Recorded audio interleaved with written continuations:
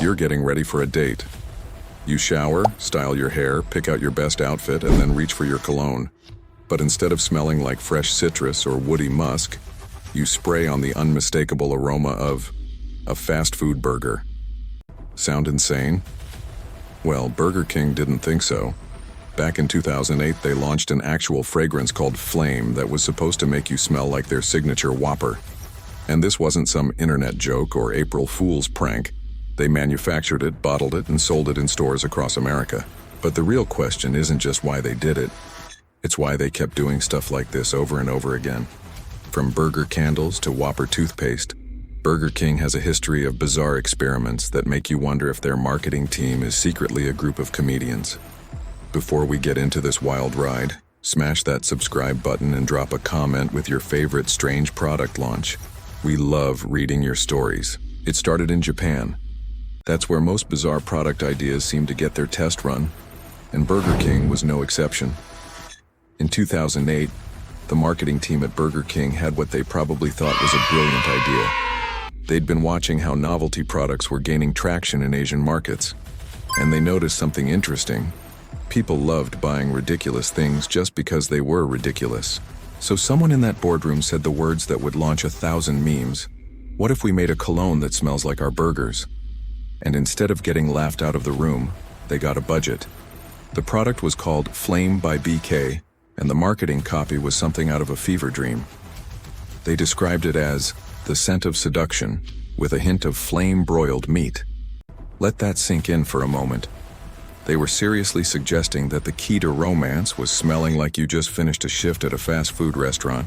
The bottle design tried to class it up, sleek, modern, with flame graphics that made it look almost legitimate. Almost. When the cologne dropped in Japan, something unexpected happened. It didn't flop immediately.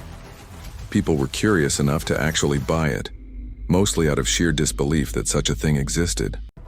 News spread fast. Bloggers wrote about it. Forums debated whether it was real or an elaborate hoax. And Burger King sat back and watched as millions of dollars worth of free publicity rolled in. Then they made the decision to bring it to America. For about $8, you could walk into select retailers and buy your very own bottle of meat-scented cologne. The American reaction was even more explosive than the Japanese launch. Social media wasn't quite what it is today, but forums, early Twitter, and blogs went absolutely wild. People bought it as gag gifts. Some bought it ironically. A few brave souls apparently bought it to actually wear, though we can only hope they were joking. The bottles sold out faster than Burger King expected. Not because the product was good. Let's be clear, nobody actually wanted to smell like a Whopper on purpose. But because it was so absurdly memorable that people had to own a piece of this bizarre moment in marketing history. Collectors grabbed them. Comedy fans bought them for the bit. And Burger King learned a valuable lesson. Sometimes the worst ideas make the best headlines. Here's the thing about the cologne that most people don't understand. It was never really about selling perfume. Burger King didn't suddenly decide they wanted to compete with Calvin Klein or Dior. This was about something much smarter, even if it looked completely ridiculous on the surface. Traditional advertising was getting expensive and less effective. You could spend millions on TV commercials, and people would just tune them out or fast forward through them. Social media was starting to take over, and the brands that won were the ones that got people talking. Not just talking, arguing, laughing, sharing, making memes. That kind of organic engagement was worth way more than any paid advertisement.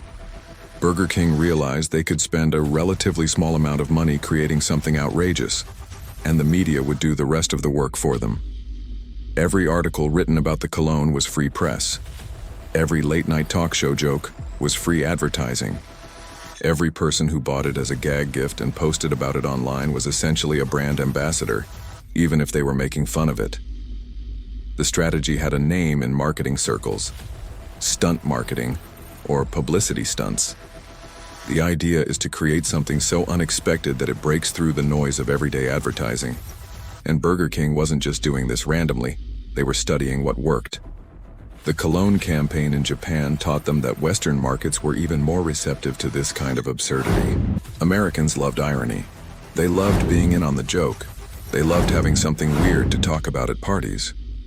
But there was also a deeper psychological play happening here. By creating products that were intentionally ridiculous, Burger King was positioning itself as the fun, rebellious alternative to McDonald's. While their main competitor was busy being family-friendly and safe, Burger King was the brand that didn't take itself too seriously. They were the ones willing to look stupid if it meant getting attention. And in a world where being boring meant being forgotten, that was actually a pretty smart move. The numbers backed it up too.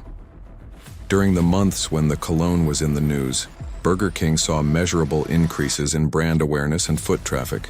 People who hadn't thought about Burger King in months suddenly remembered it existed. Some of them came in just to see if the restaurant was as weird as the Cologne.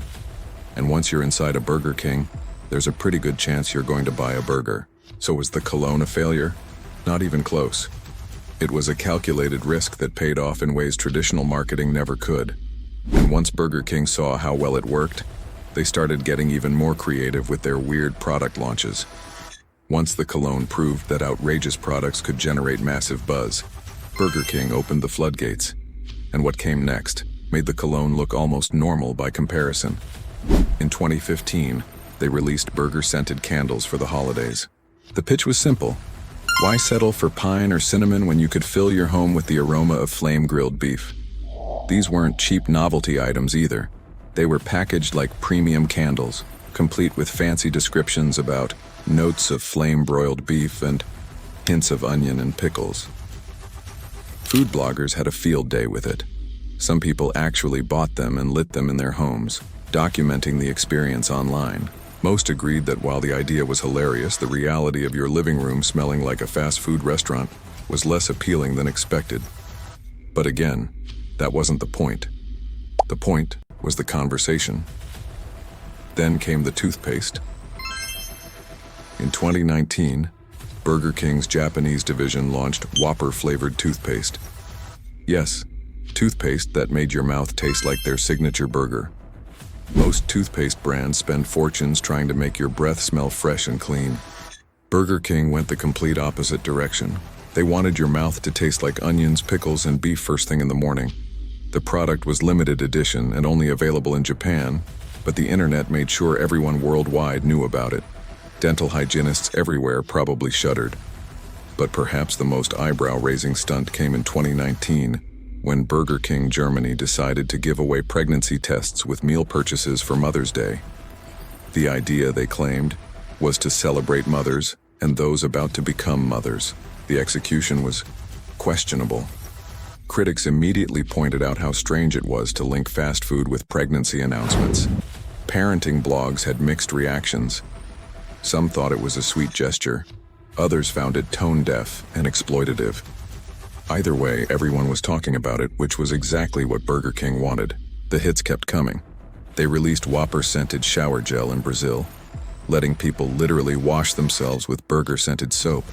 They created a spa in Finland where you could get massages while eating Whoppers. They launched an emoji keyboard featuring only burger emojis.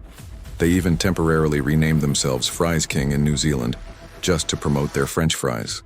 Each product, each stunt, each bizarre campaign followed the same playbook. Create something so weird that people can't help but talk about it. Let the media coverage and social media chatter do the heavy lifting. Watch as brand awareness spikes without spending millions on traditional advertising. Some of these products actually sold well.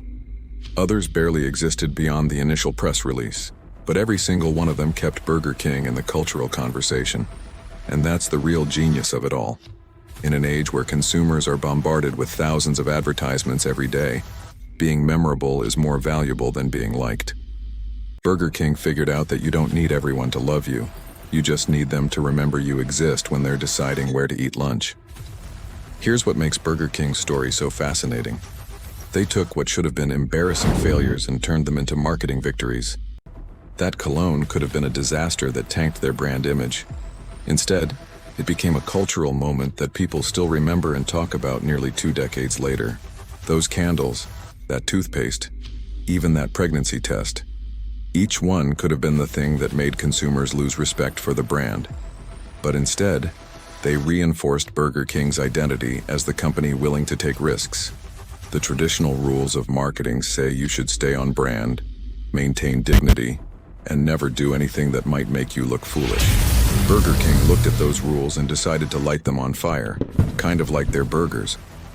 They understood something that most companies miss. In the modern attention economy, being safe is the riskiest move you can make. Nobody remembers the company that played it safe. They remember the one that sold burger cologne. What's even more interesting is how this strategy evolved. It started with products, but eventually expanded into their advertising campaigns, social media presence, and even their approach to competition. Burger King became the brand that trolled McDonald's, pulled stunts that went viral, and consistently pushed boundaries. All of that started with a simple question. What if we made a cologne that smells like meat? The legacy of Flame by BK isn't just about a weird product. It's about a shift in how brands think about risk and reward. Sometimes the best way to win isn't to be the best, it's to be the most memorable. And whether you think their strategy is genius or just plain weird, you have to admit one thing. You're never going to forget that Burger King once sold a cologne that smelled like their Whopper. That's the power of embracing the absurd. That's the lesson hidden in every bizarre product they've launched. And that's why, years from now, people will still be talking about the day a fast food chain decided to enter the fragrance industry. So what's your take on all this? Do you think Burger King's weird product experiments are brilliant marketing or just desperate attempts for attention? Would you actually buy any of these bizarre items? Or is the whole thing just too ridiculous? Let us know in the comments. We're genuinely curious what you think about this wild approach to marketing. And if you enjoyed diving into this strange chapter of fast food history, make sure you hit that subscribe button. We cover all kinds of weird histories, bizarre business decisions, and the untold stories behind the things that make you go, wait, what? There's plenty more where this came from. Got a weird product or strange marketing campaign you want us to investigate next? Drop it in the comments below. We read every single one, and your suggestions might just become our next deep dive. Thanks for watching, and we'll catch you in the next weird history.